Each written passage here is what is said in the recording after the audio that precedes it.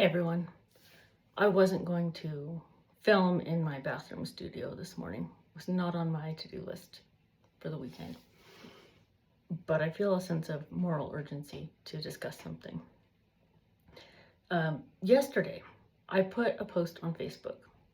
The post was intended to be a discussion about sexual assault and medical issues and consent and dignity in medical care, to help women particularly, but everyone, realize that they can advocate for themselves, that when they're uncomfortable, they can be respected in that, and that's okay.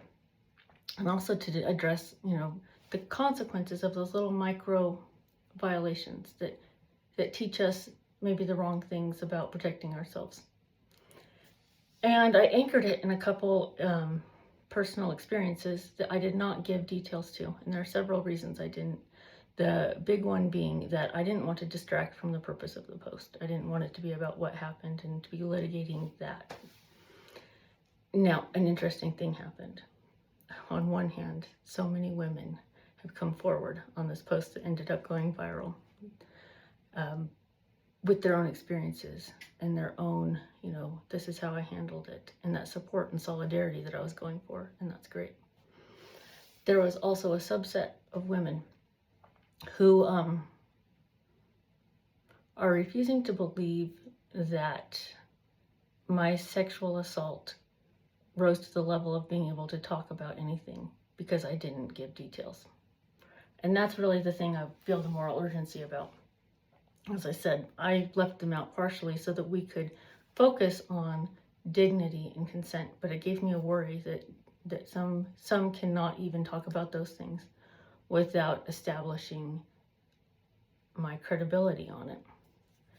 So I was thinking about the Me Too movement and how far that has brought women to being believed and getting help and supporting one another. But there's more we can do. When we are making a woman prove that she is a victim before we can offer any discussion or help or clarity or comfort, it becomes almost another form of abuse. How can we, as a victim, be forced to comfort someone else with the situation before we can get help, before we can get any validation or comfort or anything that we might need? So that's really concerning. I can see why some women could do it. If there has been a culture of, you must prove it to me. Let's say a woman has gone through something pretty extreme and she either never got help or had to go through hell to prove that she was a victim.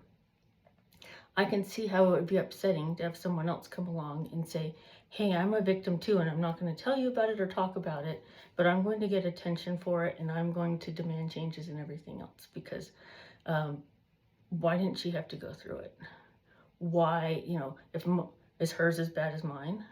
Because they don't want to feel invalidated in their pain, and that's fair. So that's why I'm suggesting that we all need to be better about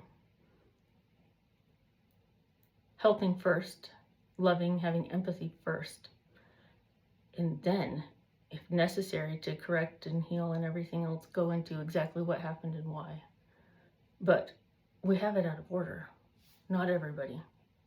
But it's still something we really need to work on, in my opinion, for the health of a victim, because it's re-victimizing to have to prove yourself. And I can only imagine how much worse it would be if everyone is doing it because the assaulter, the perpetrator, is someone that they love and care about as well, or because it would interrupt a hierarchy of, earning a living or getting a business or institution done. But that doesn't excuse it. Now, on the other hand, I have to issue one other little caveat to this.